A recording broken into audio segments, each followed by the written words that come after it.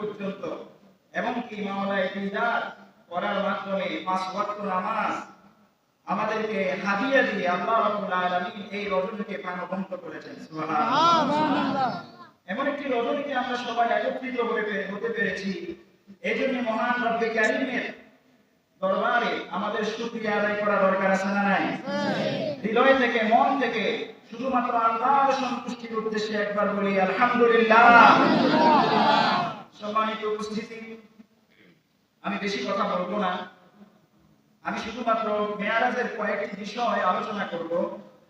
যদি আমার একটু সময় দেয়া হয়, আধা ঘন্টার বেশি আমি সময় নেব না। আমি হুজুরের কাছ থেকে আমি হুজুরেরা বেয়াদবি মনে না করেন, আমি একটু আলোচনা করব। সর্বপ্রথম যে বিষয়টা সেটা হচ্ছে, আমরা জানি রাসূলুল্লাহ সাল্লাল্লাহু আলাইহি ওয়াসাল্লাম মক্কাতুল মুকাররমা থেকে মসজিদুল আকসা পর্যন্ত আল্লাহ রাব্বুল আলামিন তার হাবিবকে প্রথম ইসরা করিয়েছিলেন। ঠিক কিনা বলেন? তৎকালীন জমানায় আবু জাহেল, আবু লাহাব এবং কাফের মুশরিকরা তারা বিশ্বনবী সাল্লাল্লাহু আলাইহি ওয়াসাল্লামের এই ভ্রমণকে স্বীকার করে নাই। ঠিক কিনা বলেন?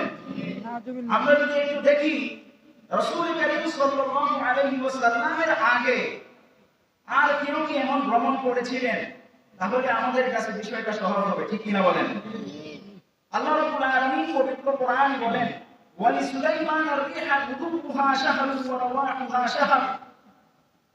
আল্লাহ রাব্বুল আলামিন হযরত সুলাইমান আলাইহিস সালামকে এমন ক্ষমতা দিয়েছিলেন, এমন মুজিজা দান করেছিলেন, যে মুজিজার কারণে সুলাইমান আলাইহিস সালামের ওয়াদার হুকুম আকাশ পর্যন্ত শুনতো। সুবহানাল্লাহ, সুবহানাল্লাহ।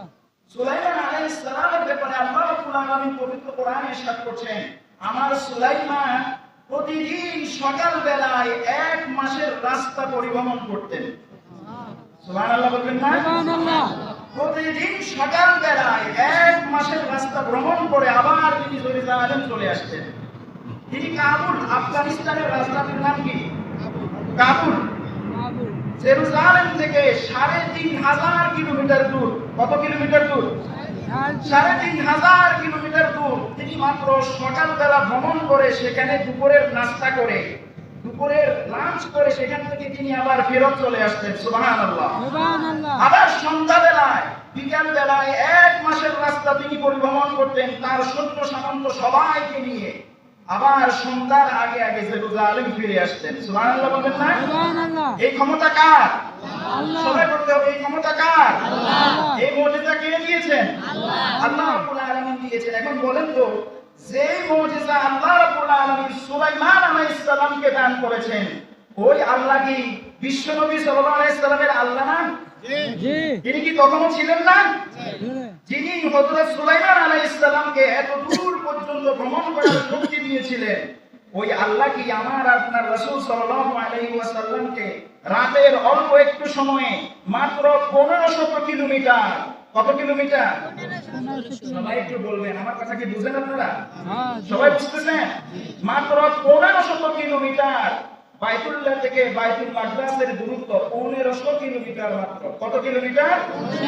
এই 1500 কিলোমিটার তৎকালীন জমানায় ওটে অথবা ঘোড়ায় করে যেতে 1 মাস অথবা 40 দিন লাগতো, আবার আসতে 40 দিন, মোট 80 দিন সময় লাগতো।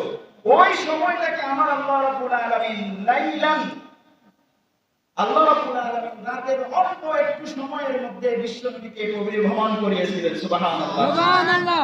আল্লাহ রাব্বুল আলামিন সেই কথাই পবিত্র কোরআনে বলেন, সুবহানাল্লাযী আসরা বিআবদিহি লাইলাম মিনাল মাসজিদিল হারামি ইলাল মাসজিদিল আকসা। সুবহানাল্লাহ বলেন, সুবহানাল্লাহ। এরপরে আমরা যদি আরো একটা উদাহরণ দেখি, একজন মানুষ, একজন আলেমের উদাহরণ যদি আমরা দেখি, তিনিও সুলাইমান আলাইহিস সালামের জমানায় ছিলেন।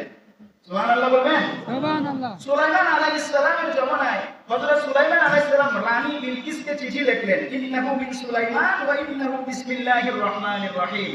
রানী বিলকিসকে চিঠি লিখলেন, ও রানী বিলকিস, তুমি আমার কাছে সারেন্ডার করো এবং ইসলাম গ্রহণ করো। রানী বিলকিস তিনি চিঠি লিখলেন যে আমি আসতেছি।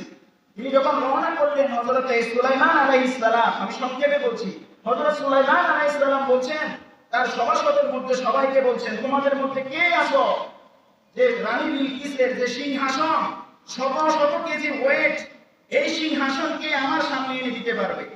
قال عفريت من الجن انا اتيك به قبل ان تقوم من مقامك। একজন শক্তিশালী জিন সুলাইমান আলাইহিস সালামকে বলল, ও নবী সুলাইমান, আপনি এই বসা থেকে ওঠার মধ্যে যেই সময়টুকু নেবেন ওই সময়ের মধ্যে আপনার সেই সিংহাসন আপনার সামনে আমি হাজির করে দেব। সুবহানাল্লাহ। কথা কি বোঝা যায়? জি। সুলাইমান আলাইহিস সালাম বললেন, না, এত দীর্ঘ সময় নেওয়া যাবে না, এত দীর্ঘ সময় আমি অপেক্ষা করতে পারবো না। সুবহানাল্লাহ বলবেন না? قال الذي عنده علم من الكتاب انا اتيك به قبل ان يرتد اليك طرفك। হযরত সুলাইমান আলাইহিস সালামের সেই প্রাসাদের মধ্যে সভাসদের মধ্যে একজন আলেম আল্লাহর ওলি ছিলেন। তাফসীরে কাশফের মধ্যে আল্লামা জামশারী রাহমাতুল্লাহ আলাইহি লেখেন, ওই আলেমের নাম, আল্লাহর ওলির নাম ছিল আসিফ ইবনে বরকিয়া রাহমাতুল্লাহি আলাইহি।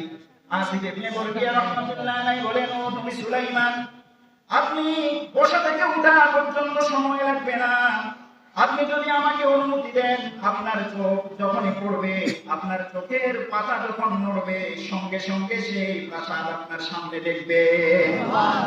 ওই প্রাসাদ আমি আপনার সামনে এনে দেব।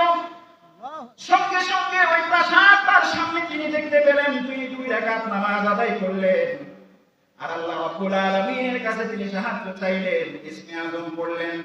সঙ্গে সঙ্গে আল্লাহ রাব্বুল আলামিন একজন মানুষের মাধ্যমে বিশাল বড় সিংহাসন সুলাইমান নবীর সামনে এনে দিলেন।